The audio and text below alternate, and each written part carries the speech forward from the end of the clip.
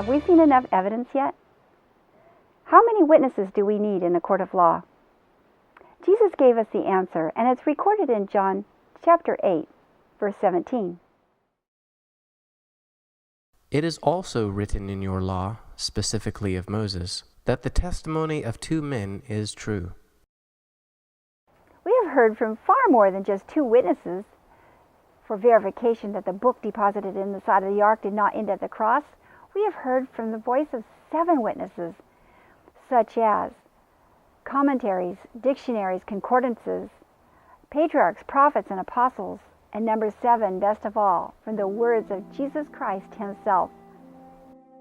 Do not think that I will accuse you to the Father. There is one that accuseth you, even Moses, in whom ye trust.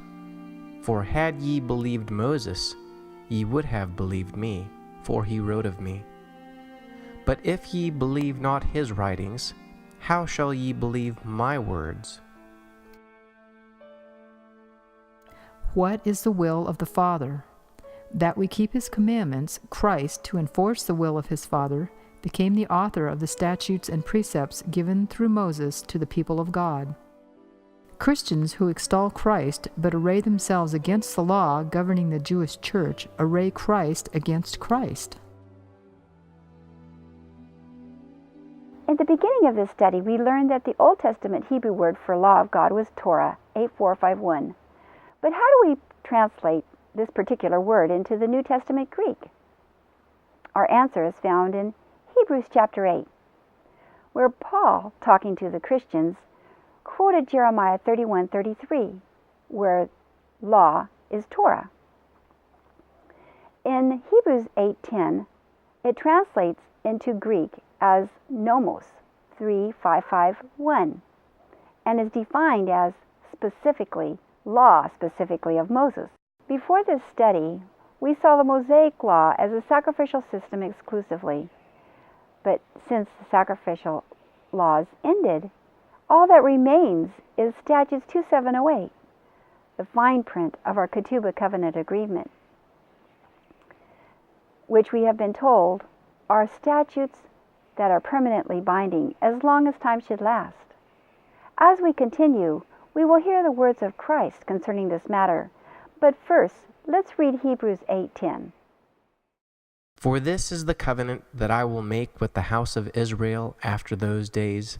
I will put my laws, specifically of Moses, into their mind, and write them in their hearts. And I will be to them a God, and they shall be to me a people. When the lawyer asked Jesus, "What shall I do to inherit eternal life?" Jesus answered, What is written in the law, specifically of Moses? How readest thou? Jesus said in Matthew, Think not that I am come to destroy the law, specifically of Moses, or the prophets. I am not come to destroy, but to fulfill. For verily I say unto you, till heaven and earth pass, one jot or one tittle shall in no wise pass from the law, specifically of Moses, till all be fulfilled. Never before have we seen this as applying to us.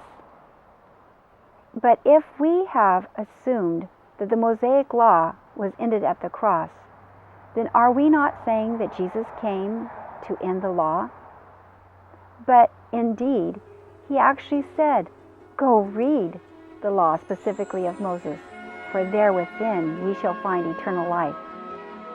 Jesus sums up the bride's part with these words, Whatsoever ye would that men should do to you, do ye even so to them. For this is the law specifically of Moses, and the prophets,